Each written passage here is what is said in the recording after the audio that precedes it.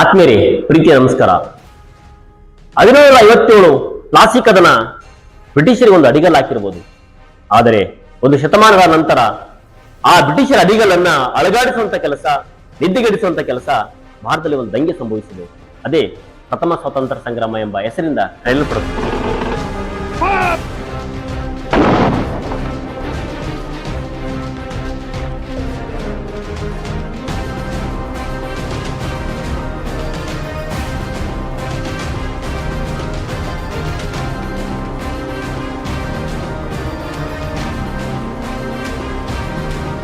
ಆಜಾದಿ files ನ ಮೊದಲ ಸಂಚಿಕೆಯಲ್ಲಿ 1757ರ ದಂಗೆ, ಪ್ಲಾಸಿ ಕದನ, 1764ರ ಬಕ್ಸರ್ ಕದನ ಬಗ್ಗೆ ನೋಡಿದ್ವಿ. ಈಗ ಆಜಾದಿ ಫೈಲ್ಸ್ ನ ಎರಡನೇ ಸಂಚಿಕೆಯಲ್ಲಿ 1857ರ ದಂಗೆ ಬಗ್ಗೆ ಕುರಿತು ಸ್ವಲ್ಪ ವಿಚಾರ ಮಾಡೋಣ.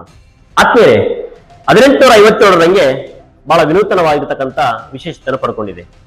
ಭಾರತೀಯರಾಗಿರ್ತಕ್ಕಂಥ ನಮ್ಮ ಇತಿಹಾಸಕಾರರು, ಕೆಲವರು ರಾಷ್ಟ್ರ ನಾಯಕರುಗಳು ಪ್ರಥಮ ಸ್ವಾತಂತ್ರ್ಯ ಸಂಗ್ರಾಮ ಅಂತೇಳಿ ಬಣ್ಣಿಸಿದರೆ, ವಿದೇಶಿಯ ಇತಿಹಾಸಕಾರರು, ವಿದೇಶಿಗರು ಸಿಪಾಯಿ ದಂಗೆ, ಸಿಪಾಯಿಗೆ ಮಾತ್ರ ಸೀಮಿತ ಅಂತೇಳಿ ಇದನ್ನ ಬಣ್ಣಿಸ್ತಾರೆ.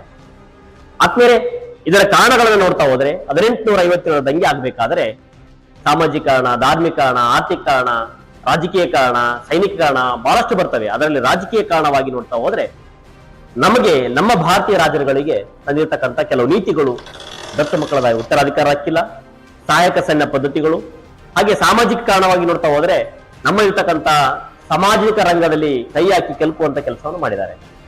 ಈ ಬ್ರಿಟಿಷರು ರೈತವಾರಿ ಪದ್ಧತಿ, ಜಮೀನ್ದಾರಿ ಪದ್ಧತಿ, ಕಂದಾಯ ಪದ್ಧತಿಗಳನ್ನ ಅಳಗಾಡಿಸುವುದರ ಮುಖಾಂತರವಾಗಿ ನಮ್ಮ ಆಚಾರ ವಿಚಾರಗಳ ಭಾವನೆಗಳಿಗೆ ಧಕ್ಕೆ ತರುವಂತ ಕೆಲಸವನ್ನು ಮಾಡಿದಕ್ಕೋಸ್ಕರ ಈ ದಂಗೆಗೆ ಒಂದು ಕಾರಣವಾಗಿದೆ. ಮುಖ್ಯವಾಗಿ ಸೈನಿಕರಿಗೋಸ್ಕರ ತಂದಿರತಕ್ಕಂಥ ಅನಿಷ್ಟ ನೀತಿಗಳನ್ನ, ತಾರತಮ್ಯ ನೀತಿಗಳನ್ನ, ಭಾರತೀಯ ಸೈನಿಕರಿಗೆ ಮತ್ತು ಬ್ರಿಟಿಷ್ ಸೈನಿಕರಿಗೆ ಮಾಡಿರ್ತಕ್ಕಂಥ ತಾರತಮ್ಯವನ್ನ ಮತ್ತು ಬಹಳಷ್ಟು ವಿಚಾರವಾಗಿ ನೋಡ್ತಾ ಹೋದ್ರೆ ಸೈನಿಕರಿಗೆ ತುಂಬಾ ಕೆಟ್ಟದಾಗಿ ನಿಂದಿಸುವಂತ ವ್ಯವಸ್ಥೆಯನ್ನ 1857 ದಂಗೆ ಪರಿಣಾಮಕವಾಗಿ ಆ ಒಂದು ದಂಗೆ ಸಂಭವಿಸಲೇಬೇಕಾಗಿತ್ತು. ಈ ಕಾರಣದಿಂದಾಗಿ ಆರ್ಥಿಕ ಕಾರಣವನ್ನು ಕೂಡ ಒಂದು ವಿಶೇಷತೆ ಮತ್ತು ಕಾರಣವಾಗ್ತದೆ. ಕಾರಣ ಇಷ್ಟೇ ಆತ್ಮೀಯರೇ, ಆರ್ಥಿಕ ಕಾರಣದಲ್ಲಿ ನಮ್ಮ ದೇಶದ ಗುಡಿ ಕೈಗಾರಿಕೆಗಳನ್ನ, ಸಣ್ಣ ಪುಟ್ಟ ಕೈಗಾರಿಕೆಗಳನ್ನ, ಸಣ್ಣ ರೈತರ ಕೆಲಸಗಳನ್ನ ಮತ್ತು ಕೈ ಕುಶಲ ಕಾರ್ಮಿಕರ ಕೆಲಸವನ್ನ ಕೂಡ ಕಿತ್ತುಕೊಳ್ಳುವಂತ ಕೆಲಸವನ್ನ ಮಾಡಿ ನಮ್ಮ ದೇಶದ ಸಂಪತ್ತನ್ನ ಲೂಟಿ ಹೊಡೆಯುವಂತ ಕೆಲಸವನ್ನ ಮಾಡ್ತಾ ಹೋಗ್ತದೆ. ಅದಕ್ಕೆ ದಾದಾಬಾಯಿ ನವರೋಜಿ ಅವರು ಬಣ್ಣಿಸ್ತಾರೆ. ಏನಂತಂದ್ರೆ ತಮ್ಮ ಒಂದು ಕೃತಿಯಲ್ಲಿ ನಮ್ಮ ದೇಶದ ಸಂಪತ್ತು ಯಾವ ರೀತಿ ಹರಿದು ಹೋಯಿತು ಅನ್ನೋದ್ರ ಬಗ್ಗೆ ತಮ್ಮ ಕೃತಿಯಲ್ಲಿ ಬರೀತಾ ಹೋಗ್ತಾರೆ. ಹೀಗಾಗಿ ಇವೆಲ್ಲ ಕಾರಣಗಳನ್ನು ನೋಡಿದಾಗ ಅವಶ್ಯಕವಾಗಿ ನಾವು ದಂಗೆ ಏಳಲೇಬೇಕು ಎಂದನಿಸಿದಾಗ ಹಾಗೆ ಸಂಭವಿಸಿದೆ. ತತ್ಕ್ಷಣ ಕಾರಣ ಸೈನಿಕರ ಮಧ್ಯೆ ಆಗಿರ್ತಕ್ಕಂಥ ನಮ್ಮ ರಾಷ್ಟ್ರದ 1857ರ ದಂಗೆಯ ನಾಯಕರಾಗಿರ್ತಕ್ಕಂಥ, ನಾಯಕತ್ವ ವಹಿಸಿಕೊಂಡಿರ್ತಕ್ಕಂಥ ವ್ಯಕ್ತಿ ಮಂಗಲ್ ಪಾಂಡ್ಯ, ಒಬ್ಬ ಆರ್ಮಿ ಯೋಧ. ಮಂಗಲ್ ಪಾಂಡ್ಯ ಈ ವ್ಯಕ್ತಿ ಆ ಸಂದರ್ಭದಲ್ಲಿ ಸೈನಿಕರನ್ನ ಸದೆ ಬಡಿಯುವಂತ ಕೆಲಸವನ್ನ ಮಾಡೋ ಕಾರಣಕ್ಕೋಸ್ಕರ, ಬ್ರಿಟಿಷರನ್ನ ಹತ್ತಿಕ್ಕುವಂತ ಕೆಲಸವನ್ನ ಮಾಡೋದಕ್ಕೋಸ್ಕರ ಆಗ ತಾನೇ ಬಂದಿರತಕ್ಕಂಥ ಕಾಯ್ದೆ ಎನ್ಫೀಲ್ಡ್ ಬಂದೂಕುಗಳನ್ನ ಬಳಸಬೇಕು.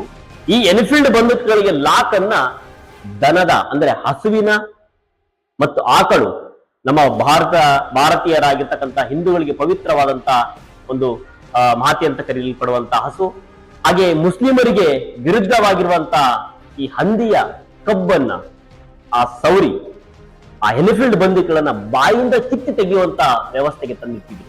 ಕಾರಣವಾಗಿ ಎನ್ಫೀಲ್ಡ್ ಬಂದೂಕುಗಳನ್ನ ಜಾರಿಗೆ ತಂದದಕ್ಕೋಸ್ಕರ ನಮ್ಮ ಭಾರತೀಯ ಸೈನಿಕರಾಗಿರ್ತಕ್ಕಂಥ ಎಲ್ಲರೂ ಒಟ್ಟಿಗೆ ದಂಗೆದ್ದು ಮಂಗಲ್ ಪಾಂಡ್ಯರವರನ್ನ ಗಲ್ಲಿಗೇರಿಸಿದ ಕಾರಣಕ್ಕೋಸ್ಕರ ಎಲ್ಲರೂ ಬ್ರಿಟಿಷರ ವಿರುದ್ಧ ದಂಗೆ ಏಳಿ ಅಲ್ಲಿಂದ ಎಲ್ಲ ಸೈನಿಕರು ಒಟ್ಟುಗೂಡಿಕೊಂಡು ದಂಗೆ ಹೇಳ್ತಾ ದೆಹಲಿಯ 2ನೇ ಬಹದ್ದೂರ್ ಶಾ ಆಲಂ ಅವರಿಗೆ ತಲುಪ್ತಾರೆ. ಅಲ್ಲಿ ಆ ರಾಜರನ್ನ ಭೇಟಿಯಾಗಿ, ನೀನೇ ನಮ್ಮ ರಾಜ್ಯ, ನೀನೇ ನಮ್ಮ ರಾಜ, ನಿಂದಲೇ ನಮ್ಮ ಸಾಮ್ರಾಜ್ಯ, ಈ ದೆಹಲಿಯಿಂದ ನಾವು ಎಲ್ಲ ಕಡೆ ಆಳ್ವಿಕೆ ಮಾಡಬಹುದು ಅನ್ನುವಂತ ಹುರುಪಿನೊಂದಿಗೆ ಈ ದಂಗೆ ಆರಂಭ ಆಗ್ತದೆ. ಈ ದಂಗೆ ಝಾನ್ಸಿ ರಾಣಿ ಲಕ್ಷ್ಮೀಬಾಯಿ, ಕಾನ್ಪುರದಲ್ಲಿ ನಾನಾ ಸಾಹೇಬ್ ಟಾಟಾ ಟೋಪಿಯ ಸೈನಿಕ ನಾಯಕತ್ವದಲ್ಲಿ, ಹಾಗೆ ಸಂಬಲ್ಪುರ್, ಜೈಪುರ್, ಹೀಗೆ ಸತಾರ ಎಲ್ಲ ಕಡೆ ದಂಗೆಯನ್ನು ಹರಡಿಸ್ತದೆ. ಈ ದಂಗೆ ಹರಡಿದ ನಂತರ ಕೊನೆಗೆ ನಮ್ಮ ಭಾರತೀಯ ಸೈನಿಕರು ಭಾರತೀಯ ರಾಷ್ಟ್ರ ನಾಯಕರೆಲ್ಲರೂ ಸೇರಿ ಈ ದಂಗೆಯಲ್ಲಿ ಸೋಲನ್ಬೇಕಾದ ಪರಿಸ್ಥಿತಿ ಬರ್ತದೆ. ಕಾರಣ ಇಷ್ಟೇ ಆತ್ಮೀಯರೇ, ಈ ಹಿನ್ನಡೆ ಆಗ್ಲಿಕ್ಕೆ ಏನ್ ಕಾರಣ ಅಂತಂದ್ರೆ, ಮೊದಲಾಗಿ ಈ ಸೈನಿಕರ ಎಷ್ಟು ಹುರುಪ ಇತ್ತು ಅಷ್ಟು ನಮ್ಮ ಭಾರತೀಯ ರಾಜರು ಎಲ್ಲರೂ ಕೂಡ ಮನಸ್ಸು ಮಾಡಿ ಈ ದಂಗೆಯಲ್ಲಿ ಧುಮುಕಬೇಕಾಗಿತ್ತು. ರೈತರು ಈ ದಂಗೆಯಲ್ಲಿ ಧುಮುಕಬೇಕಾಗಿತ್ತು. ಈ ಸೈನ್ಯಕ್ಕೆ, ಈ ದಂಗೆಗೆ ಎಲ್ಲರೂ ಸಹಕಾರ ಕೊಡಬೇಕಾಗಿತ್ತು. ಅಲ್ಪ ಪ್ರಮಾಣದಲ್ಲಿ ಎಲ್ಲೋ ಕೊರತೆ ಉಂಟಾಯಿತು ಅಂತ ಅನಿಸ್ತದೆ.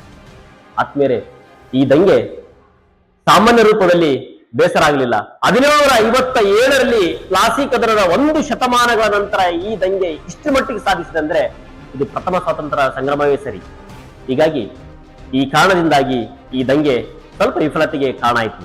ಆದ್ರೆ ಪರಿಣಾಮವಾಗಿ ಎಂತ ಘನಘೋರ ಪೆಟ್ಟು ಕೊಟ್ಟಿದೆ ಬ್ರಿಟಿಷರಿಗೆ ಅಂತಂದ್ರೆ, ರಾಣಿ ವಿಕ್ಟೋರಿ ಓಡಿ ಬರ್ತಾಳೆ ದೇಶಕ್ಕೆ, ತಾನು ಘೋಷಣೆ ಮಾಡ್ತಾಳೆ, ಇನ್ಮೇಲೆ ಈ ಒಂದು ಬ್ರಿಟಿಷ್ ಆಡಳಿತ ಪದ್ಧತಿಯ ಕಂಪನಿ ಆಡಳಿತ ಅಂತ್ಯ. ಇದಕ್ಕೆ ಭಾರತೀಯ ಒಂದು ಕಾಯ್ದೆ ಪ್ರಕಾರವಾಗಿ ಮ್ಯಾಗ್ನಾ ಕಾರ್ಟ್ ಅಂತ ಹೇಳಿ ಕರೆಯಲಾಗ್ತದೆ. ಆತ್ಮೀಯರೇ, ಇದು ಆಜಾದಿ ಫೈಲ್ಸ್ ನ 2ನೇ ಸಂಚಿಕೆ. 3ನೇ ಸಂಚಿಕೆಯಲ್ಲಿ ಮತ್ತೆ ಸಿಗೋಣ. ಧನ್ಯವಾದಗಳು.